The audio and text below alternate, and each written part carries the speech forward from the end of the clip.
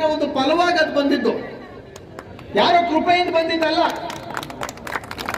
ಅದು ಯಾವಾಗ ಬಂದಿತ್ತು ಅಂದ್ರೆ 2013 ಚುನಾವಣೆ ಇನ್ನೇನೋ ಮುಂದೆ ಹೋಗಿ ಓಟ್ ಕೇಳಬೇಕು 2014 ಪಾರ್ಲಿಮೆಂಟ್ಗೆ ಅವಾಗ ಬಂದಿತ್ತು. ಅಂದ್ರೆ ಜನ ಇದು ಹೇಳಿದ್ರೆ ಓಟ್ ಹಾಕ್ತಾರೆ, ಇಲ್ಲ ಅಂದ್ರೆ ಓಟ್ ಹಾಕಲ್ಲ ಅಂತ. 1894 ಇಸವಿಯ ಕಾಯ್ದೆ 2013 ತನಕ ಇತ್ತು. 2013 ಕಾಯ್ದೆ ಬಂದಿದ್ದು ಚುನಾವಣೆಗೆ ಹೋಗುವ ಹೊಸ್ತಿಲಿನಲ್ಲಿ.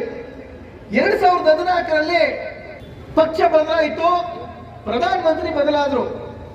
ನರೇಂದ್ರ ಮೋದಿ ಅವರು ಬಹಳ ದೊಡ್ಡ ಬಹುಮತ ತಗೊಂಡು ಅಧಿಕಾರಕ್ಕೆ ಬಂದ್ರು. 2014 ಅವರು ಬಂದಿದ್ದಂತ ಬಹುಮತ 1984 ನಂತರ ಯಾರಿಗೂ ಬಂದಿರಲಿಲ್ಲ. ಅಷ್ಟು ಬಹುಮತ ಬಂದಿತ್ತು. ಅಷ್ಟು ಬಹುಮತ ಯಾರಿಗೂ ಬಂದಿರಲಿಲ್ಲ. ಒಂದು ಪಕ್ಷಕ್ಕೆ ಅಷ್ಟು ಬಹುಮತ ಬಂದಿದ್ದಂತ ಯಾವುದೂ ಇರಲಿಲ್ಲ. ಎಷ್ಟನೇ ಇಸ್ವಿಯಿಂದ 1984 ಇಸ್ವಿಯಿಂದ ರಾಜೀವ್ ಗಾಂಧಿ ನಂತರ ಅತಿ ಹೆಚ್ಚು ಬಹುಮತ ಗಳಿಸಿರುವಂತ ಒಂದು ಸರ್ಕಾರ, ಒಂದು ಪಕ್ಷವಾಗಿ ಬಿಜೆಪಿ ನರೇಂದ್ರ ಮೋದಿ ಬಂತು. ನರೇಂದ್ರ ಮೋದಿ ಅವರು ಬಂದು ಏನ್ ಮಾಡಿದ್ರು ಅಂದ್ರೆ, ಅವ್ರು ಮಾಡಿದ ಮೊದಲ ಕೆಲಸ ಏನಂದ್ರೆ 2013 ಕಾಯ್ದೆಯನ್ನ ರದ್ದು ಮಾಡಿರುವುದು. ಯಾವುದ್ರ ಮೂಲಕ ರದ್ದು ಮಾಡಿದ್ರು? ಸುಗ್ರೀವಾಜ್ಞೆ ಮೂಲಕ ರದ್ದು ಮಾಡಿದ್ರು. ಸುಗ್ರೀವಾಜ್ಞೆ ಕಾನೂನು ಆಗ್ಬೇಕು, 6 ತಿಂಗಳ ತನಕ ಅದ್ರ ಆಯ್ತು. 6 ತಿಂಗಳೊಳಗೆ ಅದು ಕಾನೂನು ಆಗ್ಬೇಕು.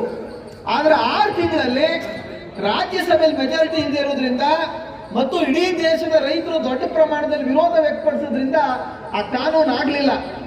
2013 ಕಾಯ್ದೆನೆ ಉಳ್ಕೋತು, ಆದ್ರೆ ಜಾರಿ ಆಗ್ದಂಗೆ ಉಳ್ಕೋತು. 2013 ಕಾಯ್ದೆಗೆ 2014 ಸುಗ್ರೀವಾಜ್ಞೆ ತಂದ್ರು, ಮತ್ತೆ ಸುಗ್ರೀವಾಜ್ಞೆ ಲ್ಯಾಪ್ಸ್ ಆಯ್ತು, ಮತ್ತೆ ಸುಗ್ರೀವಾಜ್ಞೆನ ಹೊರಡಿಸಿದ್ರು.